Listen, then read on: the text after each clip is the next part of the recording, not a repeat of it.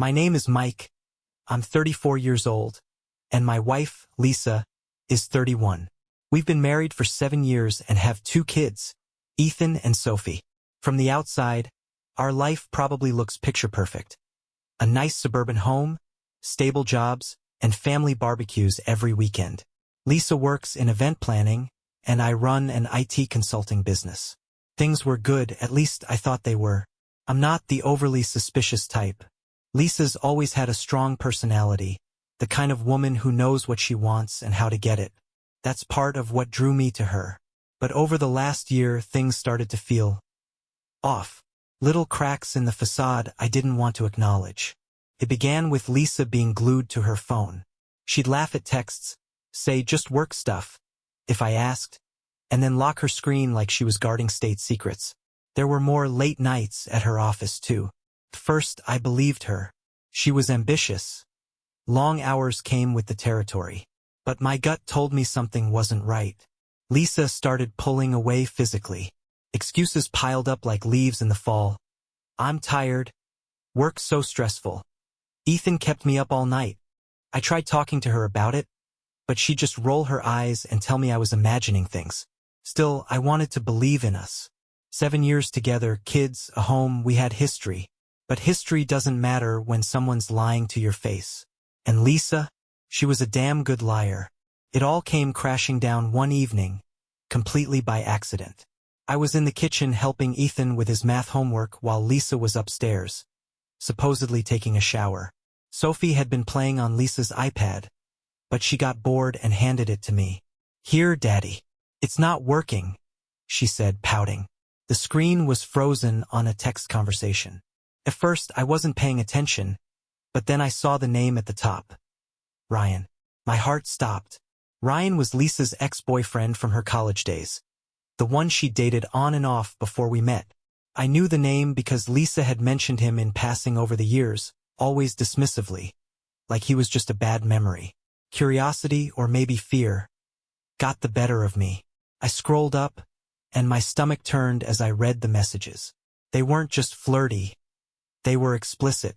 Ryan was saying how much he missed her, how he couldn't stop thinking about their night at the hotel. Lisa responded with things like, "I feel so alive when I'm with you," and "Mike just doesn't make me happy anymore." My hands started shaking. I couldn't believe what I was seeing. I scrolled further, looking for some kind of explanation, something that would make this make sense. Instead, I found pictures. Lisa in lingerie I'd never seen before. Lisa with Ryan, his arm draped over her shoulders like he owned her. At that moment, Lisa came downstairs, her hair wrapped in a towel. She froze when she saw me holding the iPad. "Mike," she said cautiously, her eyes darting between me and the screen. "What are you doing? What the hell is this?" I asked, my voice trembling with a mix of rage and heartbreak. Her face turned pale, but she didn't even try to deny it. Instead, she crossed her arms and said, "We need to talk." Talk? She wanted to talk? My entire world had just imploded, and she wanted to have a calm conversation? That was the moment I knew this wasn't some random mistake or drunken slip-up. This was a betrayal, deliberate and calculated. And Lisa didn't even have the decency to pretend to be sorry. I stared at Lisa, my chest heaving with anger. "Talk? Are you serious, Lisa? Talk about what? How you've been screwing your ex behind my back." She sighed, like I was the one being unreasonable. "Keep your voice down," she hissed, glancing toward the living room where the kids were. "They don't need to hear this." That set me off even more. "You're worried about the kids now? Were you worried about them when you were meeting Ryan in hotels?" Her jaw tightened, but she didn't flinch. "It's not what you think," she said, her voice maddeningly calm. "Then explain it to me, Lisa. Help me understand the texts, the pictures, the lingerie I've never seen. Go ahead. Make it make sense." She took a deep breath and sat down at the kitchen table, motioning for me to do the same. I stayed standing, my arms crossed. "Look," she began. "Ryan and I reconnected a few months ago. It started as catching up, but—" She trailed off, avoiding my eyes. "Things got complicated." "Complicated?" That's what you call cheating on your husband? Complicated. Her composure cracked for a moment, and she snapped back. I'm not the only one to blame here, Mike. Do you even realize how distant you've been? You bury yourself in work, and when you're home, it's like you're not even here. I felt so alone for years. That hit me like a punch to the gut. Not because I thought she was right, but because she was trying to shift the blame. So it's my fault you decided to crawl back into bed with your ex? I spat. If you were unhappy, you could have talked to me. But instead, you lied. You lied to my face, Lisa. I didn't plan for this to happen. She shot back. It just did. I laughed bitterly. Yeah, sure. Affairs just happen. Totally normal to accidentally book hotel rooms and send half-naked pictures to someone who isn't your spouse. She looked at me with a mix of defiance and guilt. I'm sorry, Mike, but I'm not going to sit here and let you act like you're perfect. We both know this marriage hasn't been working for a long time. My hands clenched into fists, but I forced myself to stay calm for the kids. You don't get to rewrite history, Lisa. I've been here trying. Maybe I wasn't perfect, but I never cheated. I never lied. That's on you. For the first time, she looked shaken, but she didn't respond. She just sat there, silent, as I grabbed my keys and walked out the door. I needed air, space, anything to stop me from exploding. As I drove aimlessly through our neighborhood, I couldn't stop replaying her words. She'd been unhappy? Fine. But why hadn't she come to me? Why had she chosen him over everything we'd built? And why the hell was she so calm about it all? Like this was just another one of her meticulously planned events. Something about her demeanor didn't sit right with me. Felt calculated. And that's when it hit me. Lisa wasn't sorry. She wasn't remorseful. She'd probably been waiting for me to find out, so she could twist this into something that made her the victim. But not this time. Not with me. I pulled into a random parking lot and just sat there, gripping the steering wheel so hard my knuckles turned white. The adrenaline from the confrontation was wearing off, leaving behind a hollow ache in my chest. My wife, my partner, the mother of my kids, had betrayed me. And the way she looked at me during our argument, so calm and self-assured, like she'd already made peace with her actions, gutted me. I thought about everything we'd shared. The late nights talking about our dreams. The day Ethan was born and I cried like a baby. How we laughed until our sides hurt during family game nights. Was all of it a lie? Or did she just decide one day that none of it was enough? I couldn't stop the questions from spiraling. Was she thinking about Ryan while we were lying in bed? Did she cringe every time I kissed her, knowing she'd given herself to someone else? And the worst thought of all, was this even the first time? The idea that there could be more, that she'd been lying to me for longer than I realized, was like a knife twisting in my gut. I felt stupid, like a fool who'd been blind to the obvious. I sat there for hours, replaying every interaction we'd had over the past few years. The time she came home late with flimsy excuses, the moments she seemed more interested in her phone than our conversations, the times I told myself I was overreacting when I felt her pulling away. I'd ignored my instincts, convinced myself that doubt would only poison what we had. And now, I wasn't sure there was anything left to poison. At some point, I started crying. Not the quiet, stoic tears I'd seen in movies, but ugly, heaving sobs that made my chest hurt. I hadn't cried like that since my dad passed away. It felt like something was being ripped out of me, leaving an empty, aching void. And then, just as quickly as the tears came, they stopped. Anger surged to the surface, hot and all-consuming. I wasn't just hurt. I was furious. Furious at Lisa for betraying me, at Ryan for slithering back into our lives, at myself for not seeing the signs sooner. But mostly, I was angry at the way Lisa had tried to spin it. Like her cheating was somehow my fault, like I'd driven her to it. I didn't know what I was going to do next, but one thing was clear. I wasn't going to let her walk all over me. If she thought I'd just roll over and accept this, she had another thing coming. By the time I got home, it was late. The house was quiet, the kids already in bed. Lisa was sitting on the couch, scrolling through her phone like nothing had happened. The sight of her, so casual and unconcerned, made my blood boil. But I didn't say a word. Not yet. I went to our bedroom, locked the door, and booted up my laptop. If Lisa wasn't going to give me the full story, I'd find it myself. Her email was still logged in on my browser, a fact I hadn't thought about in years. It didn't take long to find what I was looking for. Flights, hotel bookings, dinner reservations, all tied to Ryan's name. I felt sick as I pieced together the timeline. Their affair wasn't a recent thing. It had been going on for over a year. A year of lies. A year of deceit. And then I found something else. Emails to a divorce attorney. Drafts of settlement agreements. She'd been planning to leave me. I sat there, stunned, my mind racing. She wasn't just cheating. She was plotting an exit strategy, probably waiting for the right moment to drop the bomb. But why hadn't she? What was stopping her? I kept digging, scrolling through messages, looking for answers.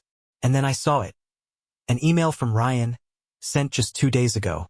The subject line read, "We need to talk." My heart pounded as I opened it. "Lisa, this has to stop.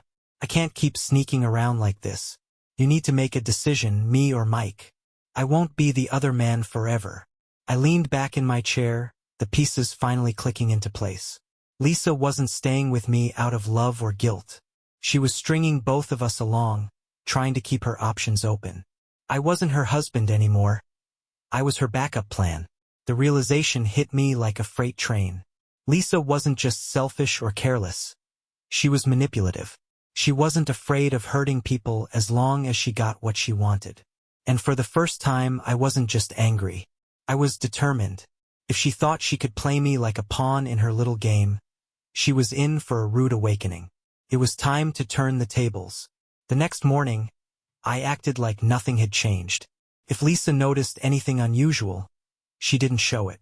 She kissed the kids goodbye, grabbed her coffee, and left for work without a care in the world. But I wasn't letting her off the hook. Not this time. I called in sick and spent the day making calls and setting things in motion. First, I contacted a divorce attorney, a pit bull recommended by a friend who'd been through a nasty split. I laid everything out. The affair, the evidence, the financials. The attorney listened patiently and assured me we had a solid case. She also gave me some advice. Gather as much evidence as you can. Don't tip your hand too early. Next, I hired a private investigator. If there were any more skeletons in Lisa's closet, I wanted to know about them. The PI promised to dig into her activities, especially anything involving Ryan. I didn't think I needed more proof, but I wanted to be thorough. Finally, I opened a new bank account in my name only and started moving money into it. Nothing too obvious, just enough to cover legal fees and a safety net for the kids and me. Lisa had always handled most of the finances, but I wasn't about to let her blindside me with some last-minute money grab. By the time Lisa got home, I was back to playing the part of the clueless husband. I made dinner, helped Ethan with his homework, and even joked around with Sophie. Lisa seemed relaxed, even cheerful, like she'd forgotten our blow-up the night before. It was almost impressive how easily she slipped back into her role. But I couldn't forget. And as much as I wanted to confront her again, to shout and demand answers, I held back. The truth was, I didn't want her answers anymore. I wanted control. If Lisa wanted to play games, I'd show her I could play them better. That night, while she slept, I went back to her email and found exactly what I was hoping for. An upcoming dinner reservation for 2. The name on the booking? Ryan. The date? 3 days from now. I smiled grimly as I stared at the screen. Lisa had handed me the perfect opportunity on a silver platter. This wasn't just going to be a confrontation, it was going to be a reckoning. And when it was over, she wouldn't see me as the clueless husband or the backup plan. She'd see me as the man she underestimated. The next few days were agonizing. Pretending everything was normal while knowing what was coming felt like walking a tightrope. Lisa remained oblivious, going about her routines as if our marriage wasn't hanging by a thread. I kept my distance, pouring my energy into finalizing my plans. When the evening of her dinner with Ryan arrived, I waited until Lisa started getting ready. She spent extra time in front of the mirror, curling her hair and applying makeup she didn't usually bother with. She looked stunning, and it made me sick to my stomach. How many times had she put in this effort for him while I was home with the kids, believing her excuses about work events? As she slipped on a black dress I'd always loved, she caught me watching her. "Don't wait up," she said casually, grabbing her purse. I forced a smile. "Of course not. Have fun." My voice came out smooth, betraying none of the storm raging inside me. The moment she left, I sprang into action. I'd arranged for the PI to meet me at the restaurant. He'd been tailing Lisa for days, and tonight, he was ready to capture everything. I wanted undeniable proof, not just for the divorce proceedings but for my own sense of closure. When I arrived, I parked far enough away to avoid detection and joined the PI in his car. Through the tinted windows, we had a clear view of the restaurant's entrance. 15 minutes later, Lisa arrived. She stepped out of her car, glanced around, and then walked inside. Not long after, Ryan appeared, striding in with the confidence of a man who thought he'd won. The PI handed me a small camera. "Your call if you want to go inside," he said. "I'll be here to back you up." I hesitated for a moment, considering my options. Part of me wanted to storm in, flip their table, and make a scene. But I knew Lisa. She'd twist it, make herself the victim. No, I needed something better. So I waited. 30 minutes passed before I finally made my move. I walked into the restaurant, trying to look as casual as possible. The hostess greeted me, and I quickly scanned the room. There they were, tucked in a corner booth, leaning in close and laughing like they didn't have a care in the world. I felt a surge of rage but forced myself to stay calm. I raised the camera, snapped a few discreet photos, and then walked straight toward them. Neither of them noticed me until I was standing at their table. "Mind if I join?" I asked, my voice dripping with sarcasm. Lisa's face turned as white as her plate of untouched risotto. Ryan's smirk vanished, replaced by a look of pure panic. "Mike," Lisa stammered, clearly scrambling for an explanation. "What are you doing here?" I pulled out my phone and started scrolling through the pictures I'd just taken. "Oh, just documenting this lovely evening." "Say cheese." Ryan opened his mouth to say something, but I cut him off. "Save it, buddy. You're not even worth my time." Then I turned to Lisa. "You've been caught, Lisa. No more lies, no more excuses. This is over." For the first time, she looked genuinely scared. "Mike, please let's talk about this," she pleaded. But I wasn't interested in talking. I turned on my heel and walked out, leaving them both sitting there, exposed and humiliated. It was their turn to feel powerless. When I got home that night, the kids were already asleep.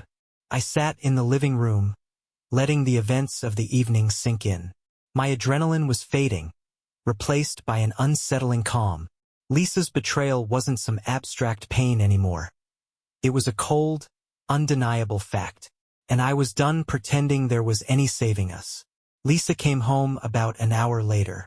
She tried to slip in quietly, but I was waiting for her. She stopped short when she saw me sitting there, her face a mix of guilt and defiance. "Mike, can we please talk?" she asked, her voice trembling. I gestured to the couch. "Go ahead. Explain. But know this. You're not talking your way out of this." She sat down but kept her distance, fiddling with the strap of her purse. "I messed up. I know that. But you have to understand, I never stopped loving you. This thing with Ryan, it just happened." I shook my head, disgusted. "Stop saying it just happened. Lisa, affairs don't just happen. You made a choice, over and over again. You chose him, not me. And don't you dare try to tell me you love me. Love isn't lying and sneaking around." She wiped at her eyes, but I couldn't tell if she was crying or just pretending. I was confused, okay? I didn't know what I wanted. "Bullshit," I snapped. "You knew exactly what you wanted. You were stringing both of us along, trying to figure out which one of us would give you a better deal." Her expression hardened at that. "Don't act like you're some perfect husband, Mike. You've been distant for years. Do you even remember the last time we had a real conversation? Or the last time you asked how I was feeling?" Her words stung, but I wasn't letting her deflect. "You don't get to rewrite history to justify what you did. If you were unhappy, you should have come to me. Instead, you lied. You cheated. You betrayed everything we built together. She didn't respond, just sat there looking defeated. For a moment, I almost felt sorry for her. Almost. This is how it's going to go, I continued. I've already spoken to a divorce attorney. You'll hear from her soon. I've also set up an account for the kids' expenses, so don't think you're walking out of here with some massive payday. Lisa's eyes widened. You're divorcing me? What did you think was going to happen? I asked, incredulous. That I'd just forgive you? That we'd go back to playing house like nothing happened? She didn't answer. Instead, she buried her face in her hands, her shoulders shaking. But I didn't feel pity. I felt relief. For the first time in weeks. Hell, maybe years. I felt like I was taking control of my life again. I'll be staying in the guest room, I said, standing up. We'll figure out the logistics later. But for now, I need space. Don't follow me. And with that, I walked away, leaving her to sit in the silence she'd created. The days that followed were a whirlwind of emotions, logistics, and tough decisions. Lisa and I avoided each other as much as possible, communicating only when it came to the kids. Every interaction felt like walking through a minefield, but I was determined not to let her manipulate me. I met with my divorce attorney again, this time armed with the photos from the restaurant and the detailed timeline of Lisa's affair. She was impressed by how prepared I was. This gives us a strong position, she said.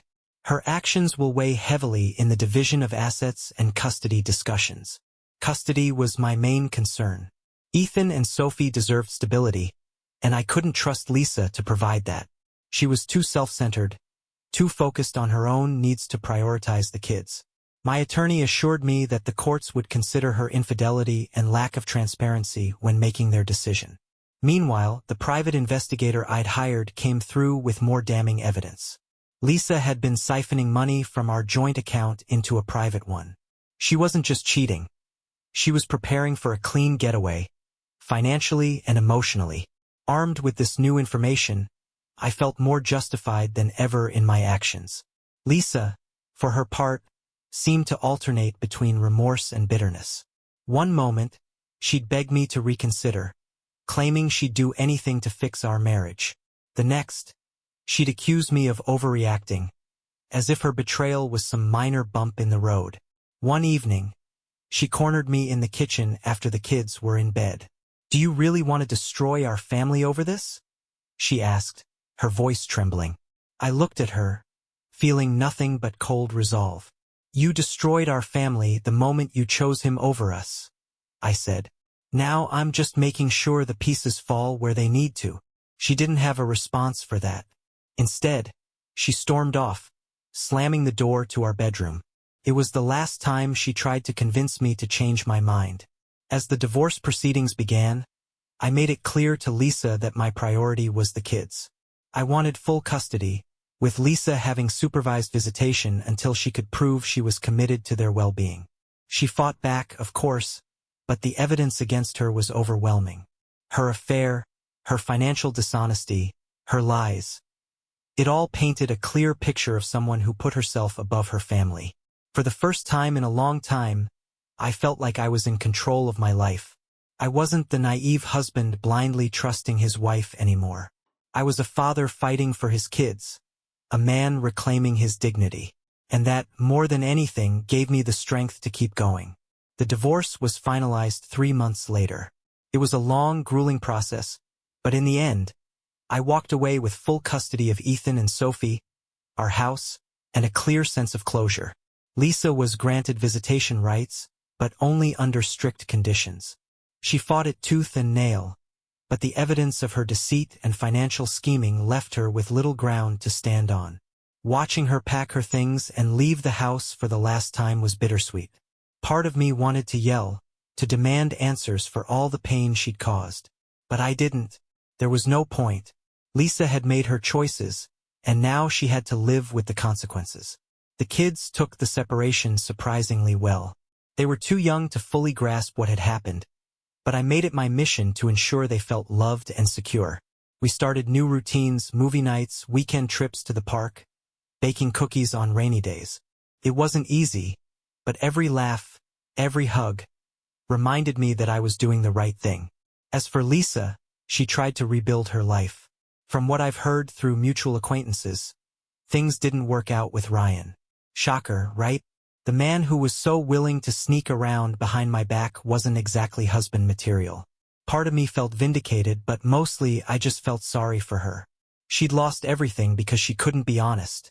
With herself, with me, or with anyone else. The experience changed me in ways I'm still coming to terms with. I've become more cautious, more guarded.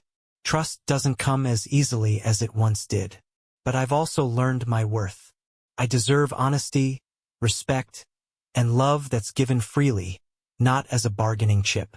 If there's one piece of advice I'd give to anyone reading this, it's this: trust your instincts. If something feels off, don't ignore it.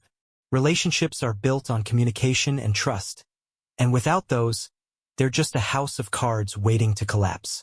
For now, I'm focused on my kids and on finding joy in the little things. Morning pancakes, bedtime stories, and the occasional quiet moment when I can breathe and remind myself that we're going to be okay. Life goes on, and so do we. Thank you for staying with me. This crazy journey is finally over, and I'm ready for what's next. Subscribe to the channel so you don't miss any more interesting stories. And leave a comment with what you would do in this situation. See you in the next videos.